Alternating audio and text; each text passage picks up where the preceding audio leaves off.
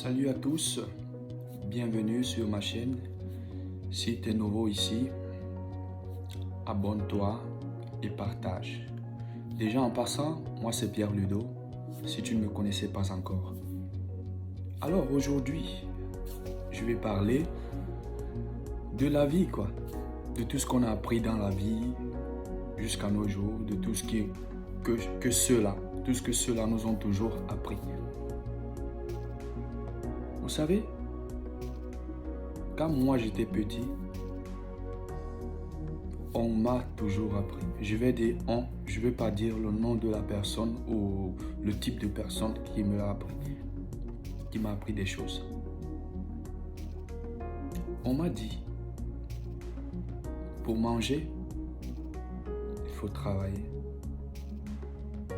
Pour devenir entrepreneur, il faut travailler dur, investir, être créatif.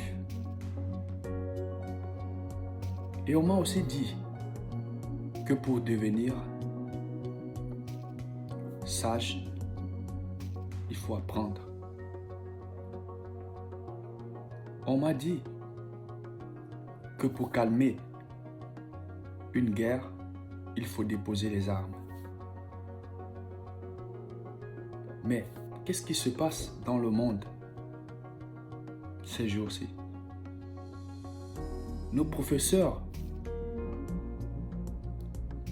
qui auparavant nous disaient que pour calmer une guerre, il fallait déposer les armes.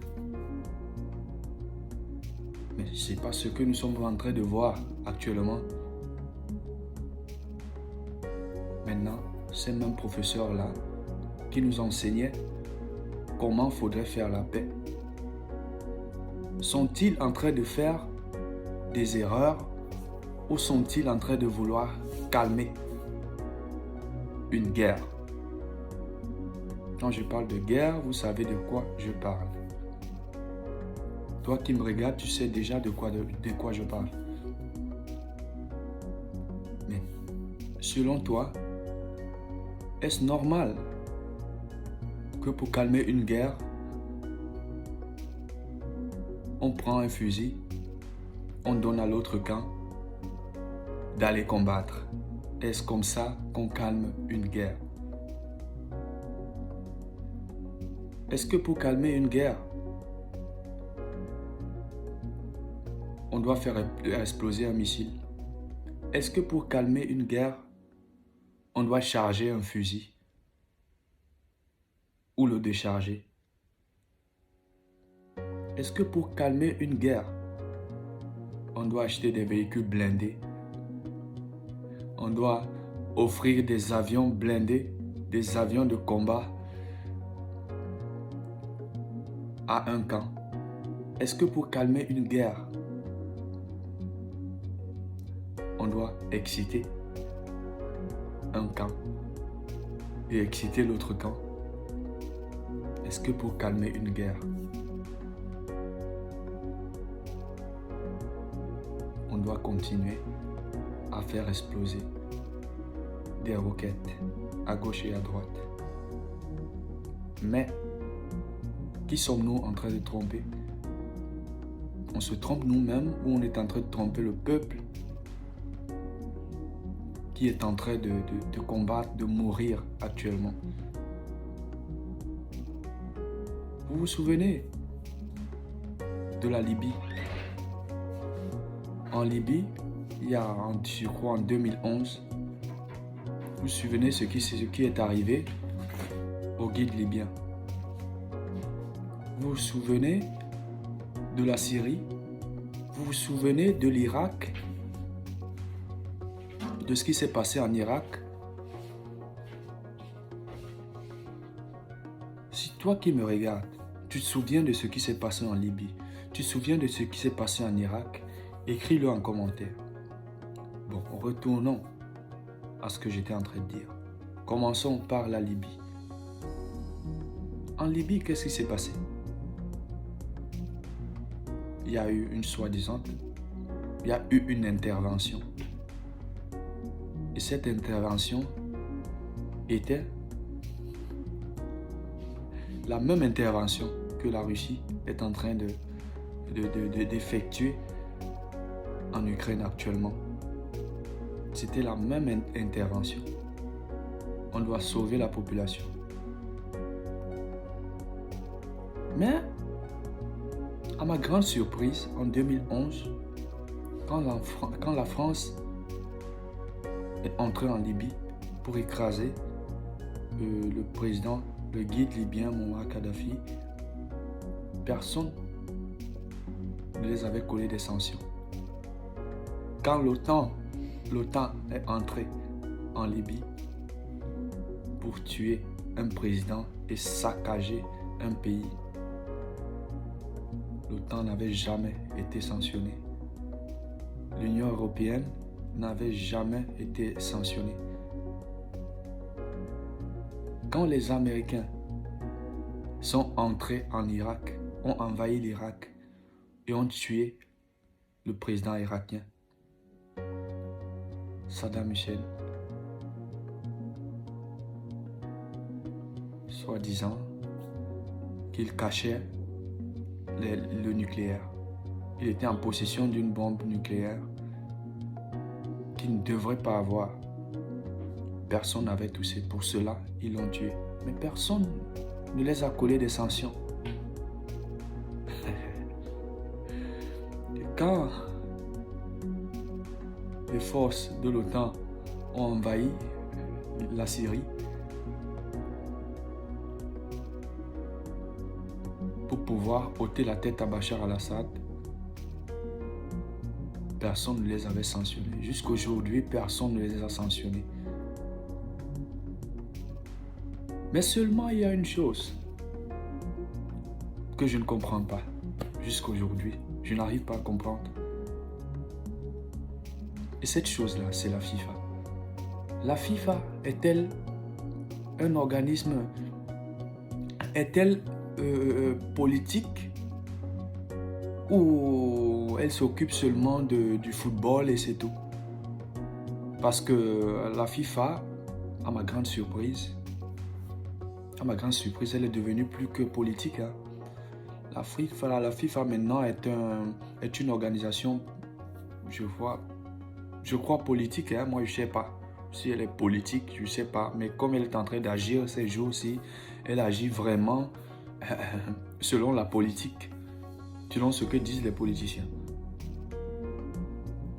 Parce qu'actuellement, elle a complètement rayé la Russie de toutes les compétitions. Et tous les athlètes russes ne peuvent plus compétir. Ils ne peuvent plus aller en compétition. Que tu sois tennis, footballeur, et l'équipe de football, l'équipe nationale et tout, ils ne peuvent pas compétir. Ils ne peuvent plus compétir. Au point où le président de Chelsea a légué sa place à son adjoint parce qu'il est russe. C'est un milliardaire russe. Ils l'ont bloqué, ils ont tout bloqué. Mais moi, je me demande, pourquoi aujourd'hui que la Russie a envahi l'Ukraine, on la sanctionne aussitôt? Pourtant, ceux qui sanctionnent la Russie aujourd'hui ont aussi envahi d'autres pays. Donc jusqu'à aujourd'hui, sont toujours dans les problèmes. Ils ont créé des dégâts là-bas qu'ils n'ont jamais réparés. Regardez la Libye aujourd'hui. La Libye est détruite. La Libye, ils ont détruit la Libye, mais personne ne les a sanctionnés. Nous sommes toujours sur cette terre. Ah oui. Donc, ce que nous devons comprendre, c'est que sur cette terre, il y a ceux qui dictent les lois. Et ceux qui dictent les lois ont toujours raison. Vous devez comprendre qu'ils ont toujours raison et ils auront toujours raison sur nous. Peu importe leurs erreurs, ils n'auront jamais tort. Vous devez bien le comprendre. Parce qu'ils ont commis des dégâts partout. Ils ont tué des innocents un peu de partout, mais n'ont jamais été sanctionnés. jusqu'à aujourd'hui. On les avait jamais coupés du réseau SWIFT. On n'avait jamais, la FIFA n'avait jamais ouvert sa bouche. La FIFA n'avait jamais ouvert sa bouche pour dire quoi que ce soit. Mais aujourd'hui, à ma grande surprise, la FIFA se mêle de ses problèmes politiques. Je ne dis pas que je suis content des morts qu'il y a en Ukraine. Non, je ne suis pas content de cette guerre.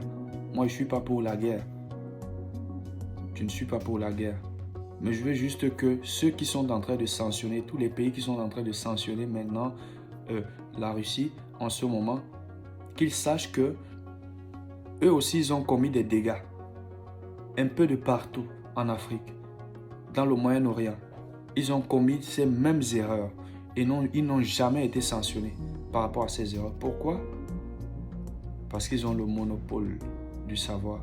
Ce sont eux qui savent tout, qui connaissent tout, qui ont droit de tout faire. Oh, chère Afrique, pauvre Afrique, toi sur qui tout le monde marche, toi sur qui tout le monde a toujours raison, essaie de te battre pour avoir aussi une place. Vu tout ce qui se passe aujourd'hui, essaye de te faire une place, de te créer une place. Il faudrait qu'actuellement, nous commencions à travailler dans notre continent afin d'être aussi autonomes. Je ne dis pas d'aller construire des armes de destruction massive parce que ça ne nous sert à rien. Nous ne sommes pas nés avec ce genre. On ne nous a pas enseigné ce genre de choses. La guerre, c'est pas pour nous. On n'aime pas la guerre. Nous, on aime la paix. Ah oui, en passant, avant de terminer cette vidéo,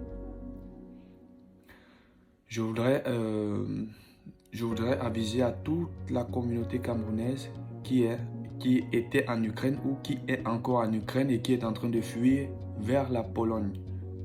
Donc, il y a une association camerounaise de ce côté-là. C'est la seule nouvelle que j'ai eue du côté de la Pologne qui va vous accueillir. Donc actuellement, j'ai pas eu le temps d'avoir les numéros que vous devez appeler quand vous allez arriver en Pologne pour que vous soyez hébergés et nourris. Donc j'ai pas les numéros ici avec moi, mais aussitôt que j'aurai les numéros, je vais les mettre peut-être sur la barre de description. Je vais les mettre là. Donc dites-moi en commentaire ce que j'ai oublié, dites-moi en commentaire les erreurs que j'ai faites afin que je ne puisse plus prononcer certaines choses. Merci à tous. Ciao la Mifa. Que Dieu vous bénisse.